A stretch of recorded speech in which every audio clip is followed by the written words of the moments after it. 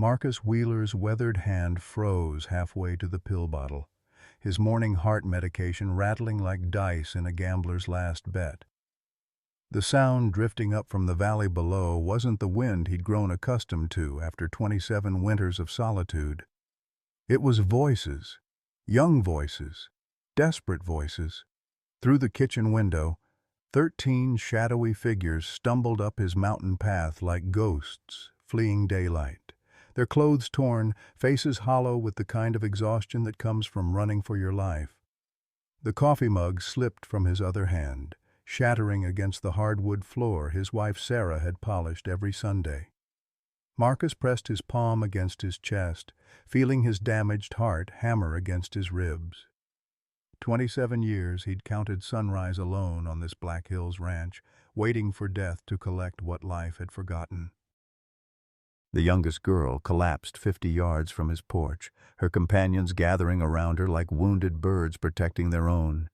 Their sobs carried on the morning air, raw and primal. What were 13 girls doing on his mountain? And why did his gut tell him everything was about to change? Leave a like and share your thoughts in the comments along with the city you're watching from now. Let's continue with the story. Marcus Wheeler had learned to measure his life in small portions. 3 heart pills rattled in the amber bottle on his kitchen counter. 72 hours of borrowed time at $847 a bottle. His checking account balance of $340 mocked him from the bank statement crumpled beside his cold coffee. At 65, the retired veterinarian had mastered the arithmetic of dying alone. The Black Hills ranch that once sprawled across 200 acres now clung to a modest 40. He'd sold the rest piece by piece, watching bulldozers carve up pastures where his daughter Emma had learned to ride, where his wife Sarah had planted wildflowers that still bloomed without her. The medical bills had devoured everything. First Sarah's cancer treatments, then Emma's, then his own failing heart that seemed determined to follow them both into the ground. "Waste not, want not," he muttered, Sarah's favorite saying echoing in the silence that had become his only companion. The 3 remaining cattle in his pasture represented his last asset, worth maybe enough for another month of medication if he could bear to part with them.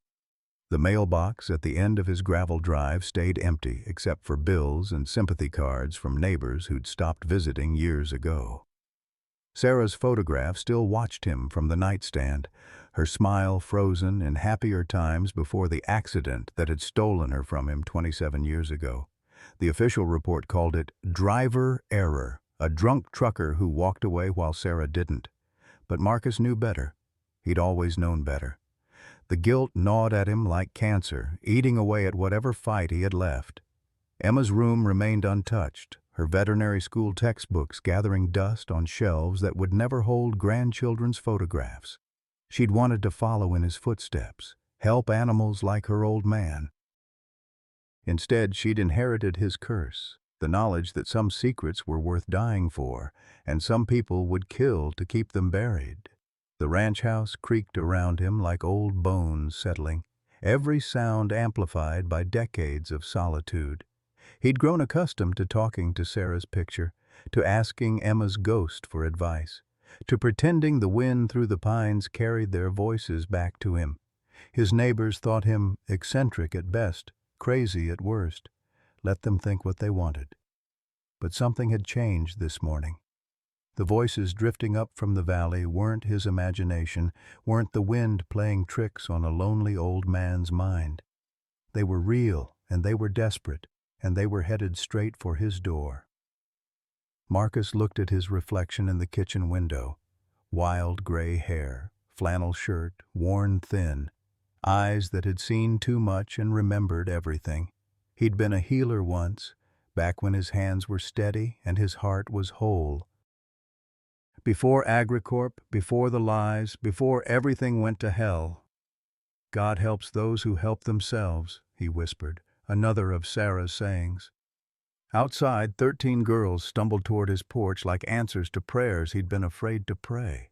The knock came soft but insistent, like a prayer whispered against his front door. Marcus set down his coffee and moved slowly, his arthritic joints protesting each step. Through the peephole he saw them huddled on his porch, 13 young women, the oldest maybe 22, the youngest barely 16. Their clothes hung in tatters, their faces hollow with exhaustion and something deeper, the kind of fear that comes from running with nowhere left to go. He opened the door without reaching for the shotgun mounted beside it. A lifetime of treating wounded animals had taught him to recognize genuine distress, and these girls radiated it like heat from a fever. "Please," the tallest one said, her voice cracking. She had dark hair matted with road dust and eyes that belonged on someone much older. "We need help." "We've been walking for 3 days." Marcus counted automatically, a habit from his veterinary days when missing even one animal could mean the difference between life and death. 13 faces stared back at him, but something nagged at his consciousness. The way they stood, the way they glanced at empty spaces between them, suggested someone missing. "Where are you girls coming from?" he asked, stepping aside to let them pass. The morning air carried the scent of unwashed bodies and something else, antiseptic like a hospital corridor. "Riverside," the leader said quickly. Too quickly. "Riverside Treatment Facility. We were—" She hesitated, searching for words. "We were staying there, but we had to leave." The name meant nothing to Marcus, but the way she said it, like spitting out something bitter, told him everything he needed to know. He'd heard that tone before, in his daughter Emma's voice when she'd talked about the clinical trials that had promised to save her life and delivered only false hope. "I'm Rachel," the girl continued. "Rachel Morrison. These are my friends." She gestured to the group, but didn't offer their names. They remained silent, watching him with the wariness of animals that had learned not to trust human kindness. Marcus studied their faces more carefully. Something was wrong beyond simple exhaustion. Their eyes were too bright, pupils dilated despite the morning sun. Several squinted as if the light caused pain. When a truck backfired in the distance, half of them flinched like they'd been shot. "You girls hurt?" he asked. "Sick?" "No," Rachel said quickly. "Just tired and hungry. We haven't eaten in 2 days." The lie sat heavy between them. Marcus had examined enough sick animals to recognize the signs, the shallow breathing, the way they favored their right sides, the tremor in their hands that spoke of nervous system distress. But he also recognized desperation when he saw it, and these girls were drowning in it. "Well," he said, making a decision that would change everything. "Can't have that. Come on in. I'll fix something." They filed past him into his living room, moving like a flock of injured birds. Marcus noticed how they avoided the windows, how they positioned themselves near the exits, how their heads turned at every sound. These weren't troubled teenagers running from strict parents or difficult home lives. These were survivors of something much worse. In his kitchen, Marcus opened his refrigerator and stared at its meager contents. 3 eggs, half a loaf of bread, some leftover soup that might stretch to feed 4 people if he was generous. His bank statement mocked him from the counter, $340 to last until his Social Security check arrived in 2 weeks. Feeding 14 people would drain what little he had left. "Waste not, want not," he muttered, hearing Sarah's voice in his own. He began cracking eggs into a large bowl, adding water to stretch them further. The bread would have to do for toast, and the soup could be thinned with milk. As he cooked, he listened to the girls' whispered conversations.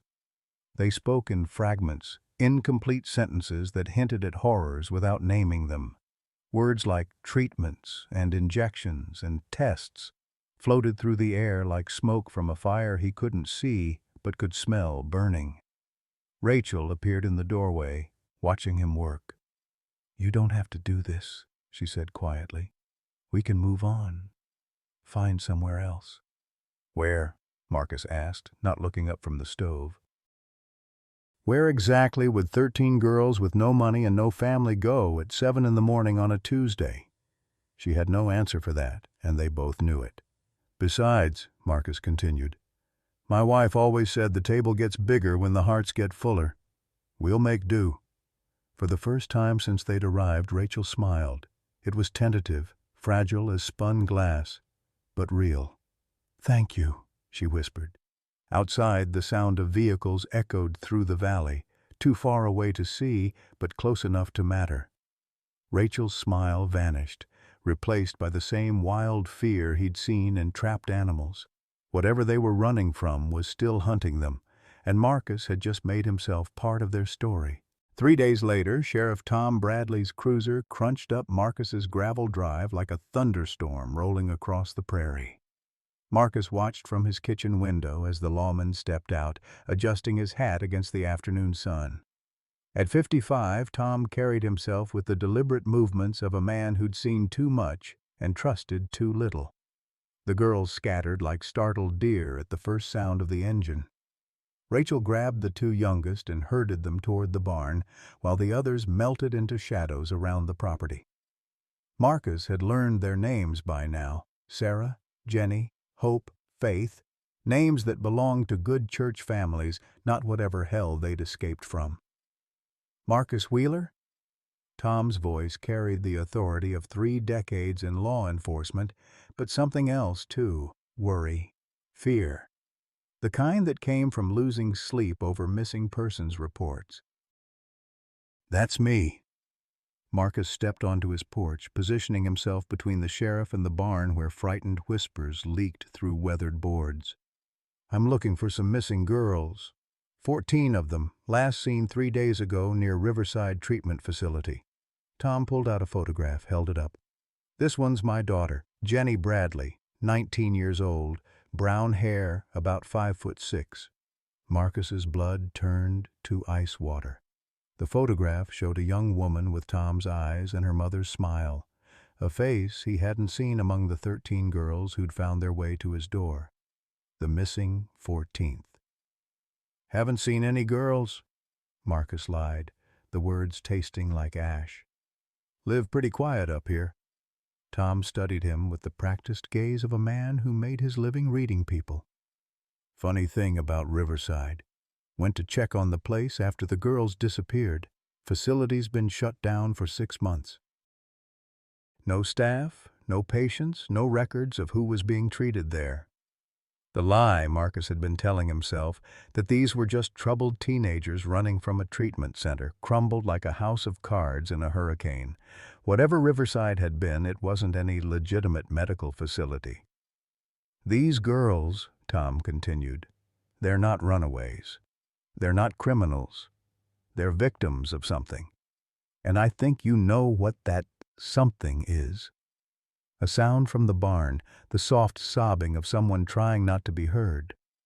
Tom's head turned toward it like a bloodhound catching a scent. His hand moved instinctively toward his service weapon, then stopped. "Look, Mr. Wheeler, I don't know what you think you're protecting them from, but I'm not the enemy here. My daughter's been missing for 3 days. Her mother's been crying herself to sleep every night. If you know something, anything, I need you to tell me." The pain in Tom's voice cut through Marcus's defenses like a blade.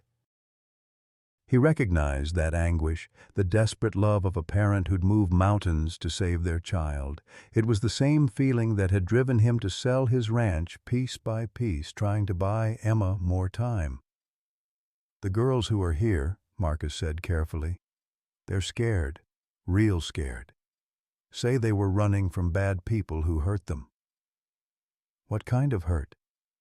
Marcus thought about the way they flinched at sudden movements, how they refused to drink tap water, only accepting what came from his well, how their eyes were too bright and their hands shook when they thought no one was looking. Medical kind of hurt, like they were being experimented on.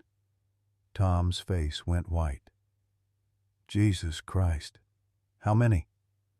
13. "My Jenny's not with them?" No. The word hung between them like a death sentence. If Jenny wasn't with the others, if she hadn't escaped with them, then she was still wherever they'd fled from, still in the hands of whoever had hurt the rest of them. Tom's radio crackled to life. "Sheriff Bradley, we've got reports of AgriCorp vehicles in the area. 3 black SUVs heading up Mountain View Road toward the Wheeler property." Marcus felt his knees go weak. AgriCorp. The name hit him like a physical blow, dragging up memories he'd spent 27 years trying to bury. Sarah's frightened voice on their last phone call. Emma's questions about his work that he'd deflected with lies. The research he'd hidden away, thinking it would die with him. "AgriCorp's coming here?" Tom asked, noting the terror that must have shown on Marcus's face. "You need to leave," Marcus said urgently. "Right now. Take your car and get out of here." "Not without my daughter. She's not here.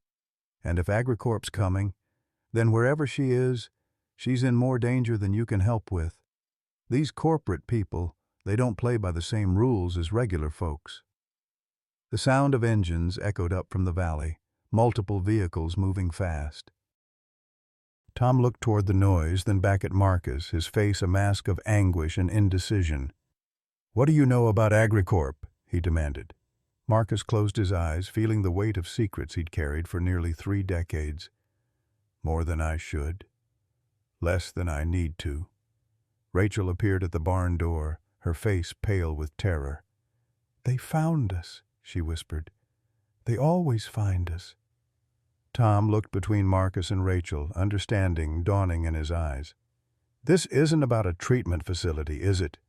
This is about something bigger." "Sheriff," Marcus said quietly, "there are things in this world that good men like you aren't supposed to know about. Things that people like me spend their whole lives wishing they could forget." The engines grew louder. 3 black SUVs crested the hill, moving toward the ranch with the mechanical precision of a corporate task force. Tom's hand moved to his radio, then stopped. "What do I do?" he asked, the question of a father who'd run out of options. Marcus looked at the 13 girls emerging from their hiding places, gathering around Rachel like chicks around a hen. He thought about Jenny Bradley, somewhere out there in the hands of people who saw human beings as test subjects. He thought about his own guilt, his own cowardice, his own 27 years of silence. "You do what I should have done a long time ago," he said. "You fight." The AgriCorp vehicles pulled into Marcus's driveway with the cold efficiency of a funeral procession. 3 identical black SUVs arranged themselves in a semicircle, blocking any escape route. The engines cut off simultaneously, leaving only the sound of wind through the pines and the hammering of Marcus's damaged heart. Dr. Helen Crawford stepped out of the lead vehicle with the measured grace of someone accustomed to being the smartest person in any room. At 48, she wore her authority like expensive perfume, subtle but unmistakable.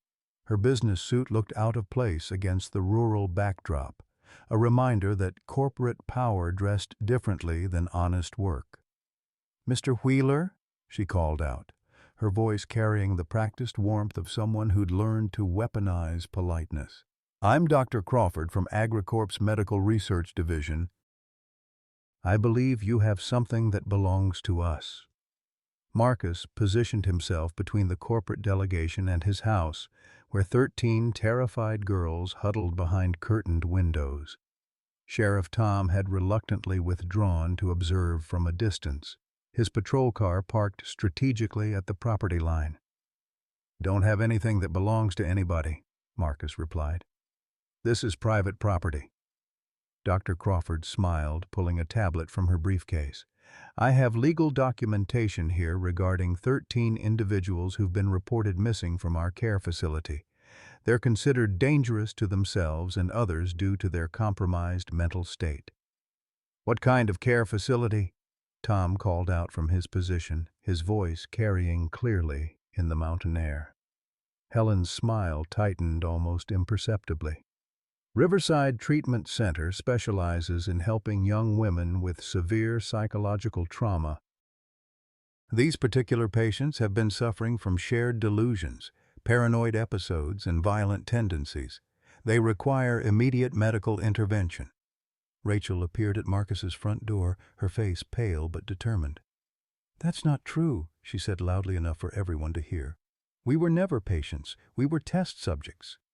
"Miss Morrison," Helen said, her voice taking on the condescending tone of an adult addressing a confused child, "you're having another episode. Remember what we talked about regarding your persecution complex?" "I remember everything," Rachel shot back. "The injections, the blood draws, the way you watched us through cameras while we slept, the way Jenny screamed when you took her back for special testing." At the mention of his daughter's name, Tom stepped forward. "Where is Jenny Bradley?" Helen's composure slipped for just a moment, revealing something sharp and desperate underneath. "I'm not at liberty to discuss individual cases with unauthorized personnel. I'm her father, and I'm a sworn law enforcement officer. That makes me plenty authorized." Marcus watched the exchange with growing dread. He recognized the signs, the way Helen's team positioned themselves, the earpieces they wore, the careful choreography of people accustomed to making problems disappear. This wasn't a rescue mission. This was a cleanup operation.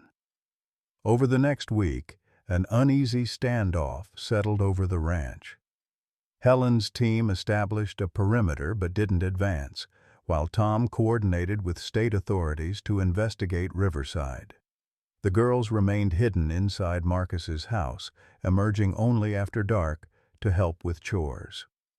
It was during one of these evening routines that Marcus discovered the true scope of what they'd escaped from. He found Rachel in the barn, teaching the younger girls how to milk his remaining cow, and noticed the way she favored her left arm. "You hurt?" he asked. She rolled up her sleeve, revealing a pattern of needle marks that traced from her wrist to her elbow like a railroad track of pain. "They said they needed to monitor our blood chemistry, every day, sometimes twice." Marcus's veterinary training kicked in as he examined the marks. "This isn't monitoring. This is systematic extraction. They were draining significant amounts." "Hope's got kidney damage from whatever they gave us," Rachel continued. "Faith can't keep food down without medication. Sarah's been having seizures."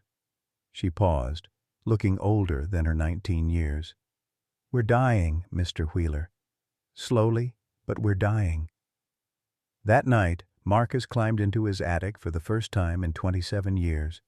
Dust motes danced in the beam of his flashlight as he searched through boxes of memories until he found what he was looking for: Sarah's trunk, locked and untouched since her death. Inside, beneath faded photographs and Emma's baby clothes, he found his old research files, page after page of chemical formulas, test results, and documentation of a project he'd helped design before his conscience forced him to walk away. Project Renewal, they'd called it, an attempt to develop synthetic blood additives that could enhance human performance. The irony wasn't lost on him.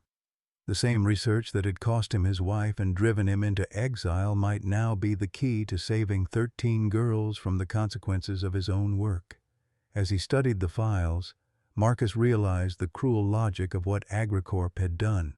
They'd taken his abandoned research and corrupted it, using vulnerable young women as test subjects for treatments that were never meant for human trials.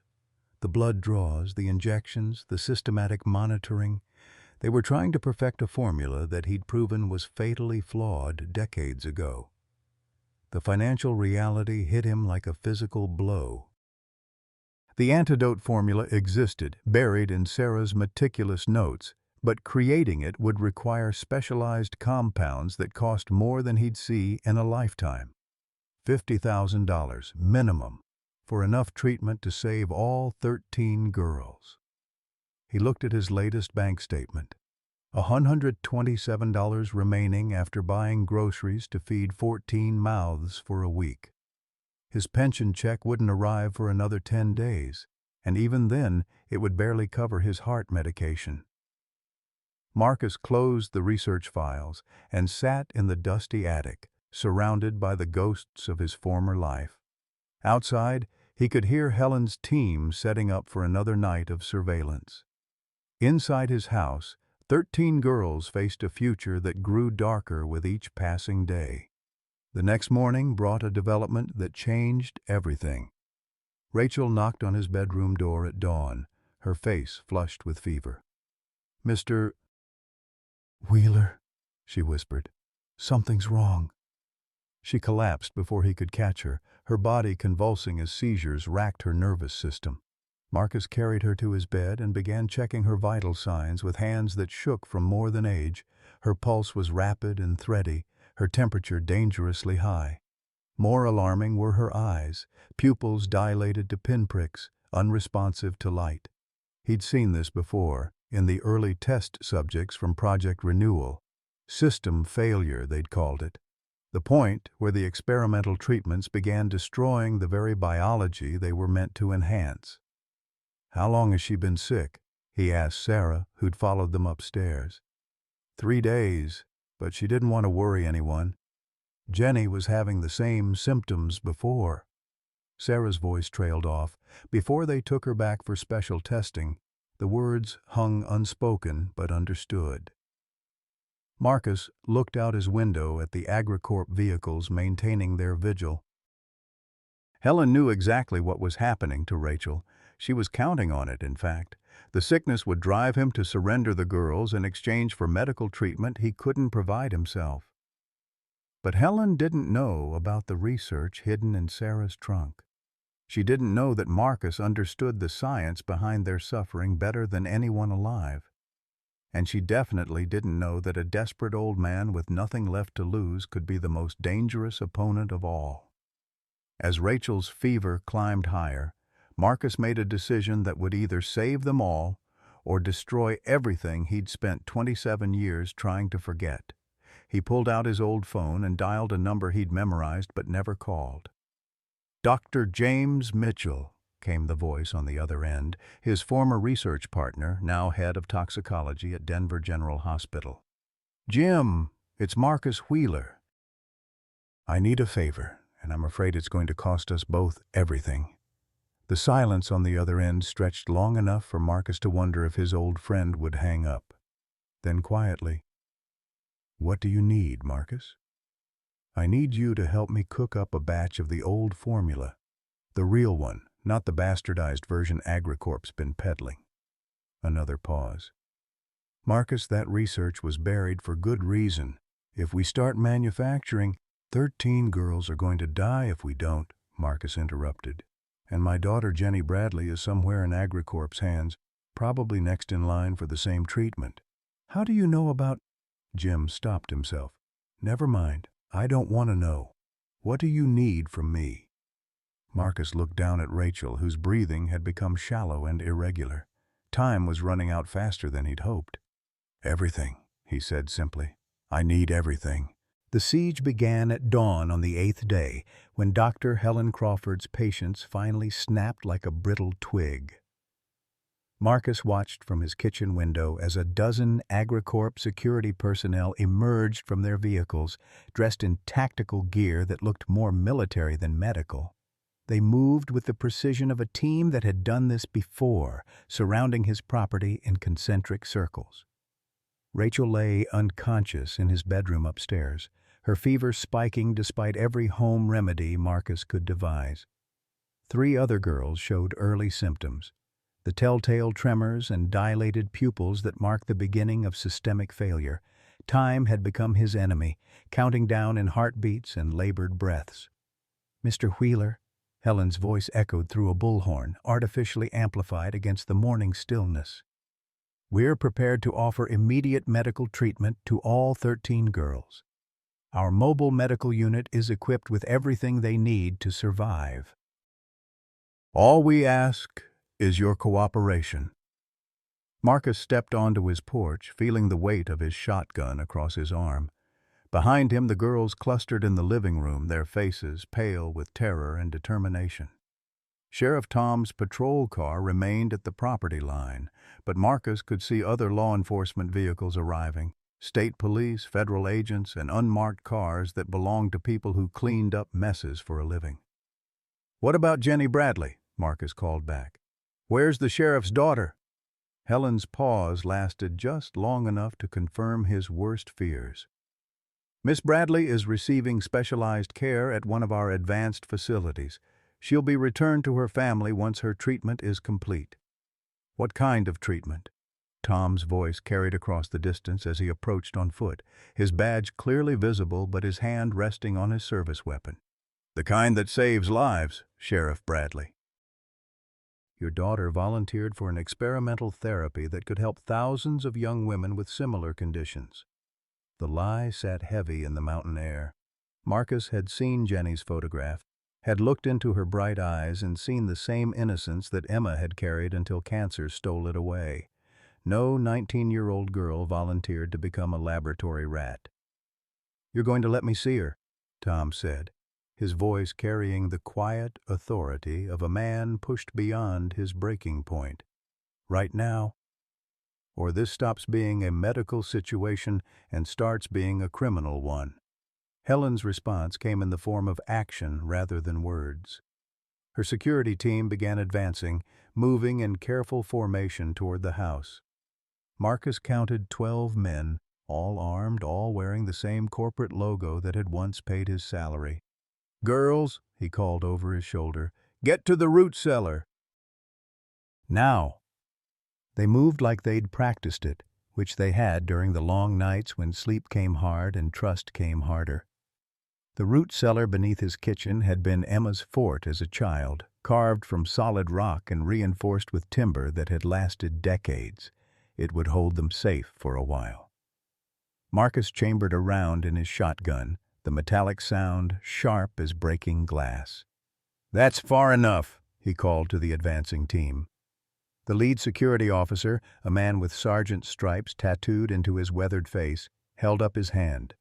"Sir, we don't want any trouble. Just step aside and let the medical team do their job." "Medical team," Marcus repeated, his voice dripping with contempt. "That what you call yourselves when you're experimenting on kids?"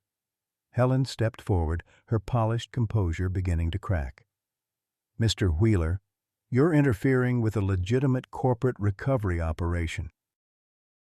These girls are employees of AgriCorp, bound by legal contracts that—" "Employees?" Tom's voice cut through her explanation like a blade. "My daughter's 19 years old.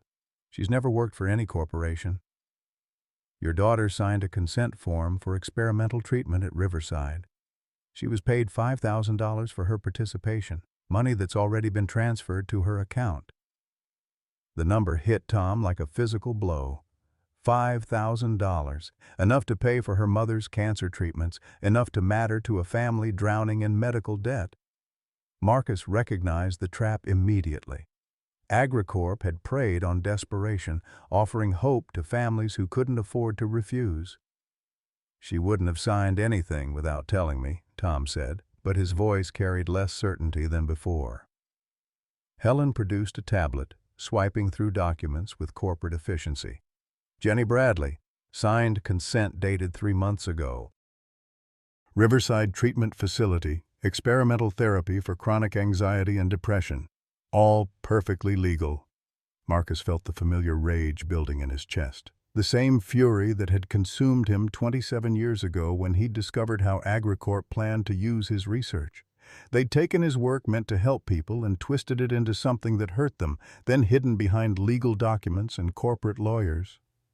"Show me," Tom demanded, stepping closer to examine the tablet. As Helen held up the screen, Marcus caught a glimpse of something that made his blood freeze. The signature on the consent form was shaky, uncertain, the handwriting of someone under the influence of powerful sedatives. Below it, in smaller text, were the terms that no desperate teenager would have understood. Subject consents to all necessary medical procedures, including but not limited to blood extraction, pharmaceutical testing, and experimental gene therapy. Gene therapy. The words hit Marcus like a sledgehammer to the chest.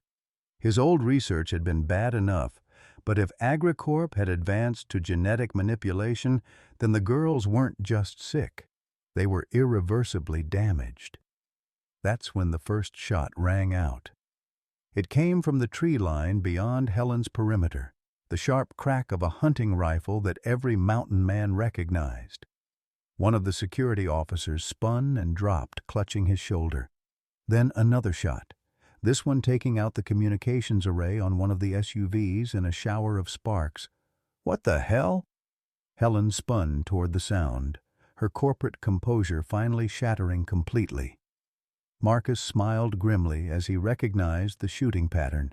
Jim Mitchell might be a city doctor now, but he'd grown up hunting these same mountains. And apparently he hadn't forgotten how to use a rifle. His old research partner had arrived with more than just medical supplies. The security team scattered, seeking cover behind their vehicles while trying to locate the sniper. In the confusion, Tom grabbed Helen's tablet and began reading the documents with the focused intensity of a man whose daughter's life hung in the balance. "Jesus Christ," he breathed. "You've been drugging them, experimenting on them, draining their blood. This isn't medical treatment, this is torture." Helen tried to snatch the tablet back, but Tom held it out of reach. "Sheriff, you don't understand the complexity of modern pharmaceutical research. Sometimes temporary discomfort is necessary for long-term benefit." "Temporary discomfort?" Tom's voice climbed toward hysteria. "You've been bleeding my daughter like a medieval surgeon. Look at these blood draw records. 2 pints every 3 days for 12 weeks. You nearly killed her." Marcus felt pieces clicking into place like tumblers in a lock. Blood extraction, genetic manipulation, systematic drugging. AgriCorp wasn't just testing treatments. They were harvesting something from these girls, something valuable enough to risk federal prosecution. Another rifle shot echoed from the mountains, this one shattering the windshield of Helen's vehicle. The message was clear. Jim had high ground and good visibility, and he wouldn't hesitate to keep shooting. "Dr. Crawford," Marcus called out, his voice carrying new authority, "I think it's time we had an honest conversation about what you really want from these girls." Helen's mask finally slipped completely, revealing the desperate woman underneath. "You don't understand what's at stake here," she said, her voice breaking. "The research we're doing could save millions of lives. The antibodies these girls produce, the genetic markers we've identified, it's revolutionary." "Whose life?" Marcus pressed. "Who exactly are you trying to save with stolen blood and illegal experiments?" Helen's silence stretched long enough for another rifle shot to ring out, this one taking out the second communications array. In the distance, Marcus could see more vehicles approaching, local law enforcement responding to reports of gunfire, but also unmarked vans that suggested federal involvement. Finally, Helen spoke, her voice barely above a whisper. "My son. My 8-year-old son has acute lymphoblastic leukemia. The treatments aren't working, but the antibodies we've harvested, the genetic modifications we've achieved, they could save him." The truth hung in the mountain air like smoke from a wildfire. Dr. Helen Crawford wasn't just a corporate villain. She was a desperate mother willing to sacrifice 13 girls to save her own child. Marcus understood that desperation, had felt it when Emma was dying, had wrestled with his own moral compromises in the name of love. But understanding didn't mean forgiving. "Where is he?" Marcus asked quietly. "Your son. Where is he being treated?" "Children's Hospital in Denver. He has maybe 6 weeks left unless we can complete the trials." 6 weeks. The same timeline Marcus had for his own survival without heart medication. Time became the enemy for everyone in this twisted equation. Helen racing to save her son, Marcus fighting to save the girls, Tom desperate to find his daughter, and 13 young women dying slowly from treatments meant to harvest their bodies for someone else's benefit. The approaching sirens grew louder, promising either salvation or escalation. Marcus made his decision in the space between heartbeats, choosing hope over fear, justice over convenience. "Dr. Crawford," he said, loud enough for everyone to hear, "I have something that might interest you. The original research files for Project Renewal, the real ones, not the corrupted version you've been using." Helen's eyes widened. "That's impossible. Those files were destroyed. My wife saved them before she died. They're hidden in my house along with the complete antidote formula." Marcus paused, letting the implications sink in. "The same formula that could save your son without killing any more girls." The mountain held its breath, waiting for Helen's response. The standoff shattered like glass when Rachel's scream tore through the mountain air. Marcus spun toward his house as the sound cut through corporate negotiations and tactical positioning, a raw expression of agony that made every parent present freeze in recognition of a child's suffering. She was convulsing on his front porch, her body rigid with seizures while foam flecked her lips. Sarah knelt beside her, trying to hold her still, tears streaming down her face as she called Rachel's name over and over like a prayer. "She's dying," Sarah cried out, her voice breaking. "Please, somebody help her." Marcus dropped his shotgun and ran toward them, his arthritic knees protesting every step. Behind him, he heard Helen shouting orders to her medical team, but corporate protocols moved too slowly when death came calling. Rachel's pulse was thready and weak when he reached her, her breathing so shallow it barely moved her chest. The seizures had stopped, but that wasn't a good sign. It meant her nervous system was shutting down, overwhelmed by whatever Agricorp had pumped into her bloodstream over months of experimentation. "How long has she been like this?" Marcus asked, checking her pupils with the practiced efficiency of someone who'd spent a lifetime evaluating medical emergencies. "It started an hour ago," Sarah whispered. "She said her head felt like it was splitting open. Then she just collapsed." Marcus looked up to see Helen approaching with a medical bag, her corporate composure replaced by the focused intensity of someone who understood exactly what they were seeing. Whatever else she might be, she was still a doctor, and medical training ran deeper than corporate loyalty. "Move aside," Helen said, kneeling beside Rachel, her blood pressure's crashing. "She needs immediate intervention or she'll go into cardiac arrest." "What kind of intervention?" Marcus demanded, but Helen was already pulling a syringe from her bag. "Adrenaline to stabilize her heart, followed by an experimental compound that should counteract the toxin buildup." She looked up at Marcus, her eyes haunted. "This is what happened to the other test subjects, the ones who didn't make it." The admission hit like a physical blow. Other test subjects, other girls who died while Helen's team perfected their formula, fine-tuning their dosages on human beings treated like laboratory equipment. Tom appeared beside them, his face white with understanding. "How many others?" he asked quietly. Helen didn't answer, focusing instead on preparing her injection. But her silence said everything. Marcus watched her work, recognizing the expertise in her movements. She knew exactly which medications to use because she'd seen this crisis before, had probably stood over other dying girls while calculating the acceptable losses in her quest to save her son. "Don't," Marcus said, grabbing her wrist before she could inject Rachel. "Whatever you're giving her, it's what caused this in the first place." "Without this injection, she'll be dead in 20 minutes, Helen snapped. "With it, she might survive long enough for us to find a real solution." Around them, the other girls emerged from the root cellar, drawn by Rachel's screams and the sudden focus of medical attention. They formed a protective circle, their faces showing the same mix of terror and resignation that Marcus had seen in terminal patients who'd run out of options.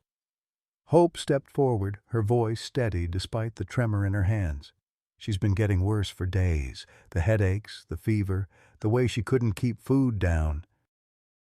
We all have it, just not as bad yet. All of you? Marcus felt his heart skip a beat as he looked at their faces, really seeing them for the first time.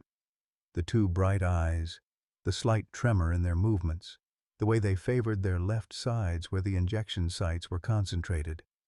They were all dying, just at different rates. Helen's syringe remained poised above Rachel's arm, but she hesitated. The compound in this injection is experimental. It might stabilize her temporarily, but it could also accelerate the toxin's effects. I don't know. You don't know, Tom repeated, his voice dangerously quiet. You've been experimenting on children for months, and you don't know what your own drugs do? We're trying to save lives, Helen shot back, but her voice lacked conviction. My son is dying, and these girls have antibodies that could what? Marcus interrupted. Kill them faster, because that's what your experiments are doing. You're not harvesting antibodies, you're creating toxins.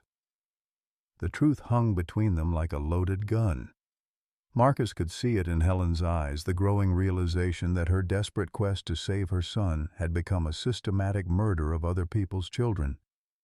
Rachel's breathing became more labored, her lips taking on a blue tinge that spoke of oxygen starvation. Whatever choice they made, it had to be now.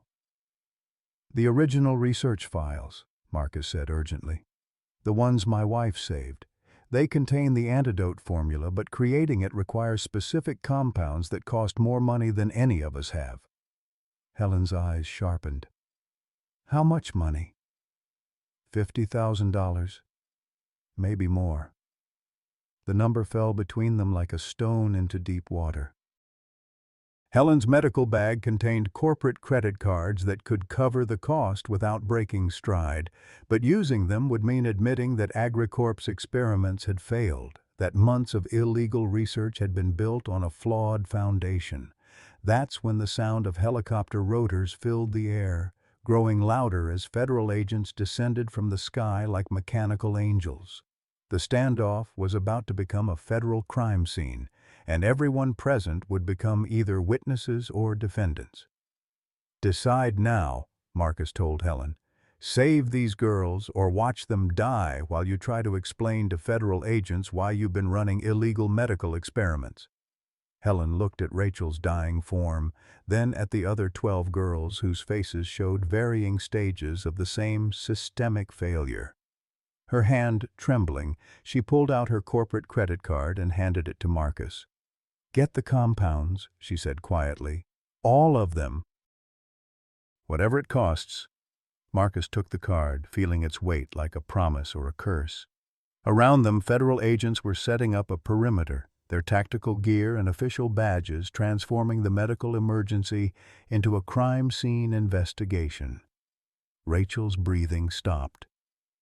For 30 seconds that felt like 30 years, the mountain held its breath while Marcus performed CPR on a girl young enough to be his granddaughter. Chest compressions. Rescue breathing. The desperate rhythm of someone fighting death with nothing but determination and muscle memory. She gasped back to life just as the federal agents reached them, her eyes fluttering open to focus on Marcus's worried face. Did we win? She whispered. Marcus smiled through his tears. We're still fighting, sweetheart. But we're going to win. In the distance, Jim Mitchell's rifle remained silent, but Marcus knew his old friend was still watching from the tree line, ready to provide covering fire if the federal intervention went wrong. The game had changed from corporate intimidation to federal investigation, but the stakes remained the same. 13 dying girls and one desperate old man who'd finally found something worth fighting for. Helen knelt beside Rachel, no longer the corporate executive, but simply a doctor trying to keep a patient alive. "The helicopter can get her to Denver General in 40 minutes," she said. "They have equipment we don't." Marcus nodded, understanding that sometimes salvation came from unexpected sources. Even broken people could choose to do the right thing when faced with consequences they couldn't live with. But as the medical helicopter descended toward his pasture, Marcus wondered if they'd solved the crisis or simply delayed it. The antidote formula existed, but creating it would take time they might not have. And somewhere in a corporate facility, Jenny Bradley remained missing, another test subject in Helen's desperate experiment. The fight was far from over. The truth came like an avalanche, burying everything Marcus thought he knew about the past 27 years under a crushing weight of deception and betrayal. It started with a single photograph that Rachel pulled from her jacket pocket as they sat in the Denver General Hospital waiting room, a picture of his wife Sarah standing next to a younger Dr. Helen Crawford in front of the AgriCorp research facility. "Where did you get this?" Marcus whispered, his hands trembling as he studied the image. Sarah looked exactly as he remembered her, vibrant, intelligent, passionate about her work. But she was supposed to have been a nurse at the local clinic, not a researcher at AgriCorp. "It was in Jenny's belongings," Rachel said quietly. She'd been researching her own case, trying to understand why she'd been chosen. She found this in some old corporate files. Marcus felt the world tilt beneath him. Everything he'd believed about his wife's death, about the accident that had stolen her from him, crumbled like sand castles in a tide. Sarah hadn't been an innocent victim of a drunk driver. She'd been part of the original research team, part of the project that was now killing these girls. "There's more," Rachel continued, pulling out a manila folder. "Jenny found these too before they took her back for special testing." The documents inside made Marcus's vision blur. Research notes in Sarah's handwriting, detailing experiments on human subjects. Financial records showing payments to families in desperate situations, people like Tom Bradley, whose wife's cancer treatments had bankrupted them. Most damning of all, a memo with Sarah's signature recommending the suspension of Project Renewal due to unacceptable mortality rates in test subjects. "She tried to stop it," Marcus said, reading his wife's final report. "She discovered the experiments were killing people and tried to shut them down. That's why they killed her." Helen's voice came from behind them. She'd followed them to the hospital, her corporate security detail replaced by federal agents who watched her every move. Sarah threatened to go public with the research. The board couldn't allow that. Marcus spun to face her. 27 years of grief and guilt transforming into white-hot rage. "You knew. You knew all along what happened to her, and you let me think." "I was a junior researcher then," Helen said quickly. "I didn't make the decision, but I knew about it. Sarah was my mentor, my friend. Her death destroyed me too." "Not enough to stop you from continuing her work," Tom said bitterly. He'd arrived an hour earlier with news that federal agents had raided multiple AgriCorp facilities, but Jenny was still missing.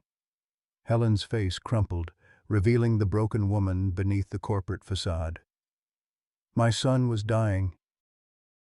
When the leukemia came back, when conventional treatments failed, I remembered Sarah's research. I thought I could perfect what she'd started, save my boy without hurting anyone else." "But you did hurt people," Rachel said, her voice gaining strength despite her physical weakness. "You hurt all of us. You took us from our families, drugged us, bled us, experimented on us like we were lab rats." "I was desperate," Helen whispered. "Nathan only had months to live. The research showed that certain genetic markers could produce antibodies that might cure him. I thought I could synthesize what we needed without—" She trailed off, unable to finish the sentence. "Without killing us," Hope said from her hospital bed. She'd been admitted 2 hours earlier when her kidneys began failing, another casualty of Helen's desperate motherhood. The silence that followed was broken by Marcus's phone ringing. He glanced at the caller ID and felt his heart stop. "Doctor." James Mitchell calling from the mobile lab they'd set up in an AgriCorp facility. "Marcus!" Jim's voice was tight with excitement and fear. "I've synthesized the antidote based on Sarah's original formula. It works.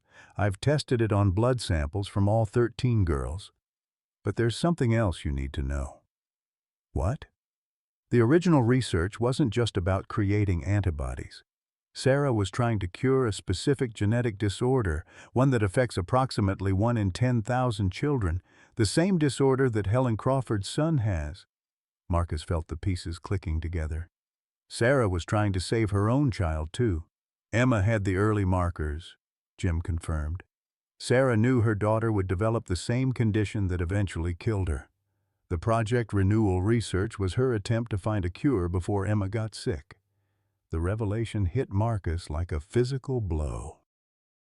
His wife hadn't been working on abstract medical research, she'd been racing against time to save their daughter's life. When the corporate board shut down her project and had her killed, they doomed Emma along with countless other children. "How many doses can you make?" Marcus asked, his voice barely controlled. "With the 50,000 from Helen's corporate account, maybe 20 doses, enough to save the 13 girls and a few others, but not enough for large-scale treatment." Marcus looked around the hospital waiting room at the faces of the people whose lives had been shattered by corporate greed and parental desperation. Rachel, growing stronger now that she was receiving proper medical care. Tom, still searching for his missing daughter. Helen, destroyed by the realization that her quest to save her son had turned her into the monster she'd once fought against. "Make 15 doses, Marcus said finally. 13 for the girls, 1 for Helen's son, and 1 extra in case. He didn't finish the sentence, but everyone understood. In case Jenny Bradley was still alive somewhere in AgriCorp's network of illegal facilities. Helen looked up at him with tears streaming down her face. "Why would you save Nathan? After everything I've done to you, to these girls?" Marcus thought of Sarah, of Emma, of 27 years spent believing his wife had died randomly instead of as a martyr for medical ethics. Because he's 8 years old and none of this is his fault. Because that's what Sarah would have done. The next few hours blurred together in a haze of medical procedures and federal interrogations. The antidote worked exactly as Sarah's research had predicted, neutralizing the toxins in the girls' bloodstreams and beginning the slow process of repairing the damage to their organs. Rachel was the first to show improvement, her color returning as her kidneys began functioning normally again. But the victory felt hollow, with Jenny still missing. Federal agents had raided 17 AgriCorp facilities across 3 states, finding evidence of illegal experimentation but no trace of Tom's daughter. Each passing hour decreased the chances of finding her alive. That's when Helen made her final confession. "There's one more facility," she said quietly, as federal agents prepared to transfer her to custody. "A private clinic in Montana where they take the subjects who—" She swallowed hard. "The ones who don't respond well to treatment." Tom's face went white. "You mean the ones who are dying? Or worse?" "The facility is run by Dr. Marcus Vance. He's not bound by the same ethical constraints as the corporate researchers. If Jenny's symptoms progressed too rapidly, if she became too sick for the standard protocols, she didn't need to finish." Everyone understood what happened to test subjects who became liabilities instead of assets. Marcus felt a familiar fire burning in his chest, the same rage that had driven him to abandon his research career 27 years ago. But this time, instead of running away from the corruption, he was going to run toward it. "Where in Montana?" he asked. Helen hesitated, knowing that providing the location would sign her final confession to federal crimes. Then she looked at Tom's desperate face and made her choice. Glacier Peak Medical Center, about 40 miles north of Missoula. Dr. Vance operates under the cover of treating terminally ill patients, but really he's performing unauthorized surgeries, tissue harvesting, experimental procedures that no legitimate doctor would attempt. Tom was already moving toward the door, his hand on his service weapon. "I'm going to get my daughter." "Sheriff Bradley," one of the federal agents called out. "You can't." "Like hell I can't," Tom shot back. "She's my daughter, and I'm bringing her home." Marcus stood up slowly, feeling every one of his 65 years in his arthritic joints. "You're not going alone," he said. "That bastard has been using my wife's research to torture children for money. It's time somebody held him accountable." Rachel struggled to sit up in her hospital bed. "We're coming too," she said, gesturing to the other girls who were strong enough to travel. "Jenny's part of our family now. Family doesn't leave family behind." As they prepared for what might be their final confrontation with the corporate machine that had destroyed so many lives, Marcus thought about Sarah's last words to him before that fatal car ride. "Some fights are worth dying for," she'd said. "The trick is making sure your death means something." 27 years later, Marcus finally understood what she'd been trying to tell him. Some fights were worth living for, too. The Glacier Peak Medical Center crouched against the Montana mountainside like a predator waiting to strike, its sterile white buildings a stark contrast to the natural beauty surrounding it. Marcus sat in the passenger seat of Tom's patrol car, watching federal agents coordinate their assault on what appeared to be a legitimate medical facility, but was actually a house of horrors disguised as healthcare. Through his binoculars, Marcus could see patients in wheelchairs being moved between buildings, elderly people, young adults, even children. All of them bore the telltale signs of experimental medical procedures: bandaged injection sites, IV lines that seemed too large for standard treatments, and the vacant expressions of people heavily medicated to ensure compliance. "Jesus Christ," Tom whispered, lowering his own binoculars. "How many people are they experimenting on?" Agent Sarah Chen, the federal task force leader, studied the facility through high-powered scopes. Satellite thermal imaging shows approximately 60 individuals inside the main building, plus another 20 in the research wing. Dr. Marcus Vance has been operating here for 8 years under the cover of treating terminal patients with experimental therapies. Marcus felt sick as he recognized the scope of the operation. This wasn't just about Jenny Bradley or even the 13 girls who'd found their way to his ranch. This was industrial-scale human experimentation, a corporate machine that fed on desperate families and vulnerable people who had nowhere else to turn. "There," Rachel said suddenly, pointing toward a window on the 3rd floor. "That's Jenny." Marcus followed her gaze and saw a young woman with Tom's eyes and his late wife's stubborn chin. She was strapped to a hospital bed, connected to multiple IV lines, but she was conscious and fighting against her restraints. Even from a distance, Marcus could see the fire in her that had made her father a good sheriff, the refusal to surrender even when overwhelmed. Tom started toward the building before Agent Chen caught his arm. "Sheriff Bradley, we have to coordinate this properly. If we go in unprepared, they could hurt the patients to cover their tracks." "My daughter's up there being tortured by some corporate psychopath," Tom growled. "Every minute we wait is another minute she suffers." Marcus understood Tom's desperation, but he also recognized the tactical reality. Dr. Vance had been running illegal experiments for years without detection, which meant he had protocols for dealing with unwanted attention. Charging in blindly would get people killed. "There's another way," Marcus said quietly. "I still have my old AgriCorp credentials. They're expired, but the security systems probably haven't been updated. I could walk in the front door, claim I'm conducting an inspection." "Absolutely not," Agent Chen said firmly. "You're a civilian, and you're not trained for this kind of operation." "I'm the only person here who understands the research they're conducting," Marcus replied. "I helped create the protocols they're probably using." If something goes wrong, if they've modified the treatments in ways that make the antidote ineffective, you'll need someone who can adapt on the fly. The debate was interrupted by Marcus's phone ringing. Dr. James Mitchell calling from Denver General with an update on the girl's recovery. "Marcus, we have a problem." Jim's voice was tight with concern. "The blood work from Hope and Faith shows something I didn't expect. The toxin levels are rising again even after the antidote treatment." Marcus felt his heart skip a beat. "That's impossible. Sarah's formula should have neutralized everything." "Sarah's formula works on the original toxin, but it looks like Agricorp has been modifying their compounds. Evolution of the formula to stay ahead of potential treatments. The girls who were held longer, who received more experimental injections, they're showing signs of resistance to our antidote."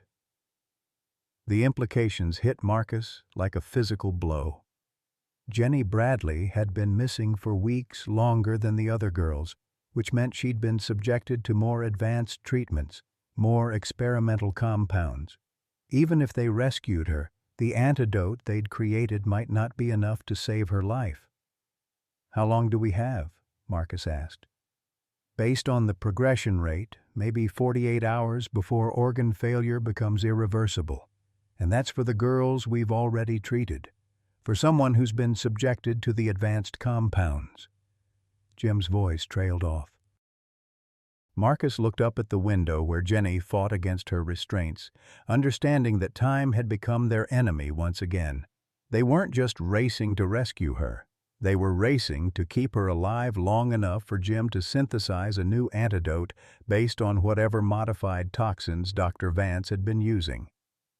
"Agent Chen," Marcus said firmly, "I'm going in. Not as part of your operation, but as a private citizen exercising my legal right to visit a medical facility where my research is being used." "Mr. Wheeler, I can't authorize—" "You're not authorizing anything," Tom interrupted. "You're just failing to stop two concerned citizens from walking up to the front door of a medical facility." Rachel stepped forward, her face pale but determined. "3 citizens. I'm going too." "Absolutely not," Marcus said. "You're still recovering from—" "I'm the only one who knows exactly what they did to us," Rachel interrupted. "The procedures, the injection schedules, the way they monitored our responses. If Jenny's been getting experimental treatments, I might be able to recognize what they're doing to her." Agent Chen looked between them, clearly torn between protocol and pragmatism. "If you're determined to do this idiotic thing, at least take communication devices. And understand that if shooting starts, we can't guarantee your safety." 20 minutes later, Marcus walked through the front doors of Glacier Peak Medical Center with Rachel at his side and Tom close behind. The lobby looked like any high-end private hospital. Marble floors, expensive artwork, soothing music designed to calm anxious families.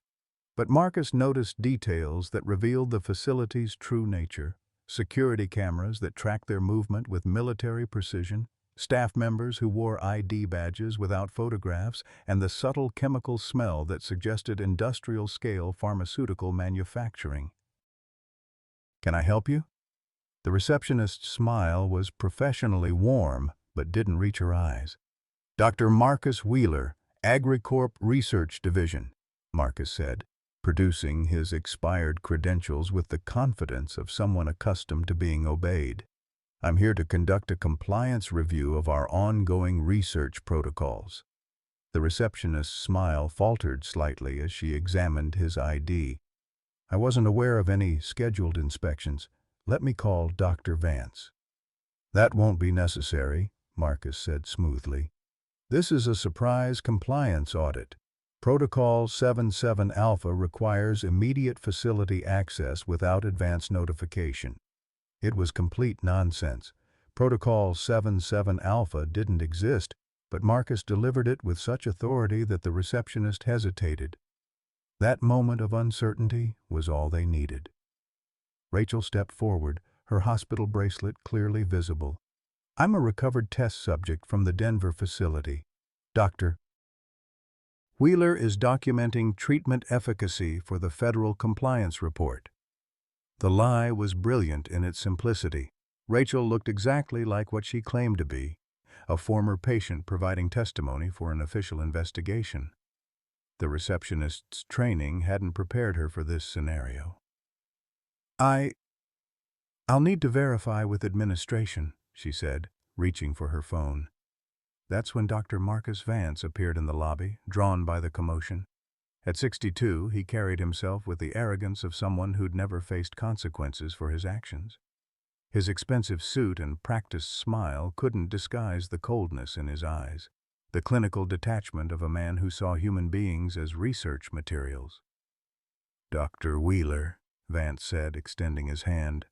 "What an unexpected pleasure. I wasn't aware AgriCorp was conducting compliance reviews." Marcus shook the offered hand while studying Vance's face. This was the man who'd been torturing Jenny Bradley, who'd spent years experimenting on desperate people under the cover of medical treatment. It took every ounce of self-control not to attack him on the spot. "The federal investigation has raised some questions about protocol adherence," Marcus said carefully.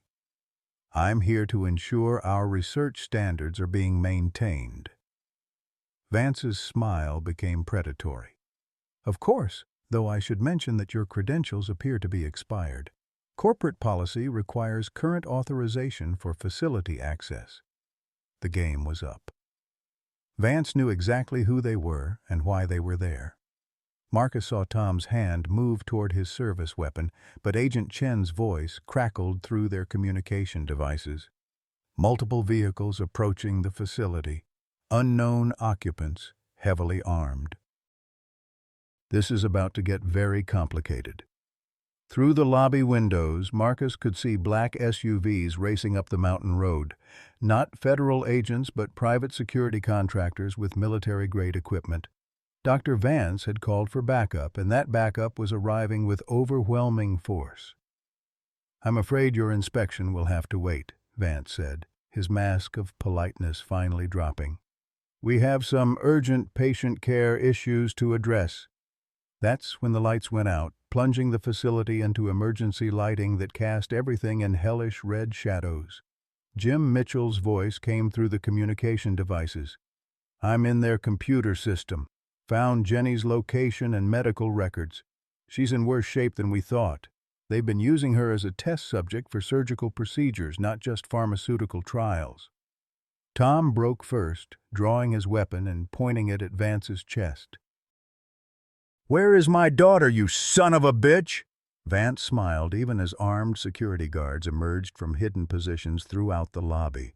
"Sheriff Bradley, how nice of you to join us. Your daughter has been asking about you. In between surgical procedures, of course." The facility erupted into chaos as federal agents breached the building from multiple entrances, engaging Vance's security team in running firefights through corridors filled with terrified patients. Marcus grabbed Rachel's hand and ran toward the stairwell, following the building schematics that Jim had uploaded to their devices. They had to reach Jenny before Vance's people could eliminate the evidence of their crimes. But as gunfire echoed through the halls and emergency alarms wailed like banshees, Marcus wondered if they were racing toward a rescue or walking into a trap that would destroy them all. The fight for Jenny Bradley's life had become a war for the soul of medical ethics itself, and the outcome would determine whether justice was possible or if corporate power really was above the law. Behind them, Tom's voice carried over the chaos. "I'm coming, Jenny. Daddy's coming." The reunion happened in a sterile hospital room that smelled of antiseptic and broken dreams, but to Marcus it felt like witnessing a miracle. Tom Bradley cradled his daughter Jenny against his chest, both of them crying tears that washed away weeks of fear and uncertainty. She was alive, damaged, traumatized, bearing the physical and emotional scars of Dr. Vance's experiments, but gloriously, impossibly alive. "I knew you'd come," Jenny whispered against her father's shoulder. "Even when they told me you'd stopped looking, I knew you'd never give up." Marcus stood in the doorway, watching this private moment of healing, and felt something shift inside his chest. For 27 years he'd carried the weight of believing that love wasn't enough, that despite all his devotion to Sarah and Emma, he'd failed to save them. But here was proof that love could move mountains, that a father's determination could overcome corporate evil and bureaucratic indifference. Dr. James Mitchell approached with Jenny's latest blood work, his expression cautiously optimistic. "The modified antidote is working," he reported quietly. "Her toxin levels are dropping, and her organ function is stabilizing. She'll need months of recovery, but she's going to make it." The relief in the room was palpable. Rachel squeezed Marcus's hand, her own recovery nearly complete after weeks of proper medical care. Around them, the other girls who'd found their way to his ranch were rebuilding their lives, some returning to families who'd thought them lost forever, others choosing to stay connected to the found family they'd created in the mountains. But the real transformation was happening in Marcus himself. The empty nest that had echoed with loneliness for nearly 3 decades was full again, not with blood relatives but with chosen family.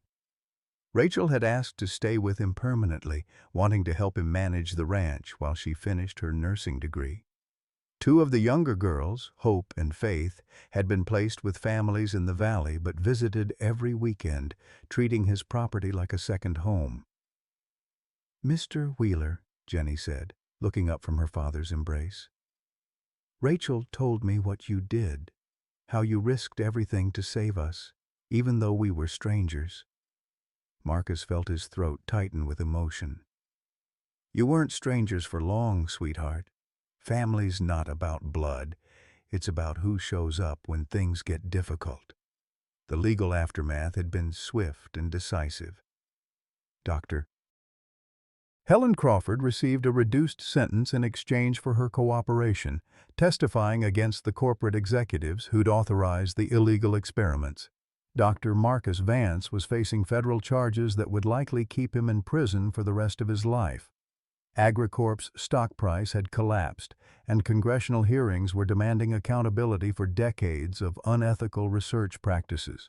More importantly, the antidote formula, Sarah's original research combined with Jim's modifications, had been released to the public domain. No corporation could ever again hold desperate families hostage with proprietary treatments for conditions that had been artificially created by their own experiments. Agent Sarah Chen appeared in the doorway, her official business concluded, but her personal investment in the case keeping her connected to the survivors. "Marcus, there's something you should know. We found Sarah's original research notes in Vance's personal files.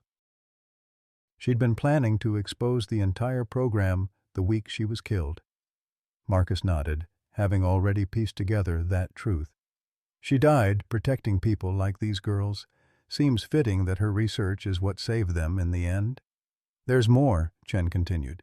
"The FBI investigation uncovered evidence that Sarah had been documenting corporate malfeasance for months before her death. She knew they were planning to silence her, but she also knew her research was too important to die with her. That's why she hid the formulas with you. She trusted you to use them when the time was right." The revelation was both heartbreaking and healing. Sarah hadn't been a random victim of corporate violence. She'd been a deliberate target who'd chosen to sacrifice herself rather than let her work be corrupted. Her death had meaning, purpose, legacy. "What happens now?" Tom asked, still holding Jenny like he might never let her go again. Marcus looked around the room at the faces of people who'd become his family through shared trauma and mutual support. "Now we go home," he said simply. "We heal, we remember the people we've lost, and we build something better with the time we have left." The journey back to the Black Hills Ranch took 2 days, with frequent stops to accommodate Jenny's still fragile health. But when they finally crested the hill that revealed Marcus's property spread out below them, the sight took his breath away. The community had rallied during their absence. His neighbors, people he'd barely spoken to in years, had repaired his fences, tended his cattle, and planted a garden that now bloomed with late summer vegetables. A new barn was under construction, funded by donations from families whose children had been saved by the antidote formula. Signs in the yard welcomed them home in a dozen languages, representing the diversity of people who'd been touched by their story. "Look," Rachel said, pointing toward the front porch where someone had hung a swing, the kind made for watching sunsets and sharing quiet conversations. Marcus felt tears threaten as he recognized the gesture's significance. This wasn't just a house anymore, it was a home, not the isolated retreat of a bitter old man, but the heart of a community built on second chances and chosen family. That evening, as they sat around the dinner table that had been expanded to accommodate their growing household, Marcus reflected on the strange mathematics of loss and gain. He'd started the summer counting down his final days, rationing heart medication and preparing for a lonely death. Now he was surrounded by voices and laughter, making plans for a future he'd never expected to see. "You know what I realized?" Rachel said, serving homemade apple pie that would have made Sarah proud. "When I first got sick from those experiments, I thought my life was over. I was 19 and dying, and it felt so unfair. But if none of that had happened, I never would have found this family. I never would have met you." "That's a hell of a way to look at it," Tom said. But his voice carried understanding. He'd aged years during Jenny's captivity, but the relief of her return had restored something vital in him. Jenny, still weak but gaining strength daily, looked around the table with wonder. "I kept thinking about this during the worst parts of what they did to me. Not about being rescued exactly, but about finding people who would care enough to look for me. People who wouldn't give up." Marcus raised his glass of sweet tea, the same drink Sarah used to make on summer evenings when the mountain air carried the scent of pine and possibility. "To second chances," he said, "to the family we choose and the love that chooses us back." They toasted with the simple ceremony of people who'd learned not to take tomorrow for granted. Outside, the sun set behind the peaks that had witnessed his solitude and now blessed his abundance. His heart medication sat on the kitchen counter next to Rachel's textbooks and Jenny's physical therapy schedule, reminders that healing was an ongoing process, not a destination. Later that night, as Marcus walked through his house, turning off lights and checking locks, he paused at each room to listen to the sounds of life returning. Rachel's quiet humming as she studied for her nursing exams. The soft conversation between Jenny and Tom as they rebuilt their father-daughter relationship, one careful word at a time. The gentle breathing of hope and faith, sleeping peacefully in the guest room that had once been Emma's. In his own bedroom, Sarah's photograph still watched from the nightstand, but her expression seemed different now. Not the frozen sadness of memory, but the warm approval of someone whose legacy had finally found its purpose. Beside her picture, Marcus placed a new photograph, all of them together on the front porch, laughing at something Rachel had said, looking like the family they'd become. "We did it, sweetheart," he whispered to Sarah's image. "Your research saved them, just like you always believed it could. And they saved me right back." As sleep claimed him, Marcus Wheeler, who had spent 27 winters waiting to die, dreamed of spring planting and graduation ceremonies, of wedding dances and grandchildren's laughter, of all the tomorrows he'd never dared to imagine. He'd learned that the human heart, like a garden, could bloom again no matter how long the winter had lasted. Outside his window, the mountain held its breath, listening to the sounds of healing and hope echoing through the valley where strangers had become family and love had proven stronger than corporate greed. The story was ending, but the life it had created was just beginning. Message for American seniors, 55 to 68. After 27 lonely winters, Marcus Wheeler discovered that family isn't always about blood. Sometimes it's about who shows up when life gets hard. Like many of us who've lost spouses, children, or find ourselves facing uncertain futures with limited savings and failing health, Marcus had given up hope. But when 13 desperate girls needed shelter, his empty nest became full again. His story reminds us that our greatest chapters might still be unwritten, that the wisdom we've gained through loss can become someone else's salvation, and that opening our hearts to unexpected family can transform our final years from mere survival into purposeful living. Sometimes the people who need us most are the ones who end up saving us. Marcus learned that love multiplies when shared, that second chances come at any age, and that a house becomes a home when it shelters those who need it most. Discussion questions. Have you ever found unexpected family or purpose later in life that changed everything? What would you do if strangers in desperate need showed up at your door tomorrow? Please share your thoughts and experiences in the comments below. Your story might inspire someone else who needs hope today.